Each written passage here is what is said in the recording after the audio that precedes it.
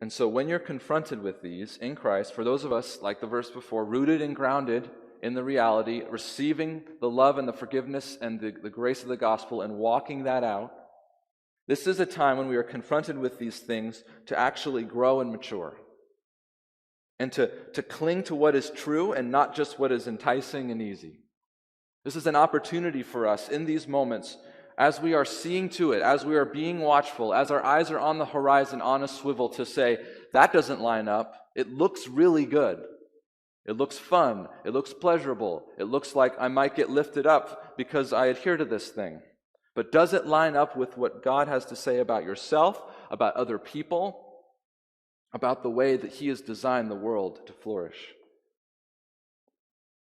And this is actually a time for us to grow and to cling to what is true in those moments instead of what is just enticing and easy.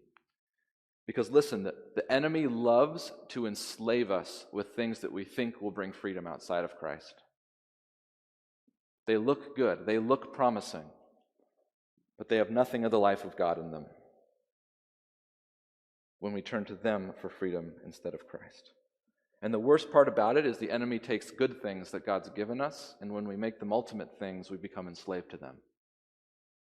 And so then we start counter or overreacting and saying you can't do any of those things or all those things are bad, when the enemy's taken them and twisted what was meant to be a gift and has turned it into a reason for slavery. And this is why when we approach anything in the world, we need to do it the way God says. Because sometimes God's freedom actually allows us to enjoy those things that perhaps the more hyper-religious would say you can't. But we need to do them in a way that honors God and evidences that we are rooted and grounded in Him. See to it that no one takes you captive, and friends, that no one includes yourself. What lies are you believing?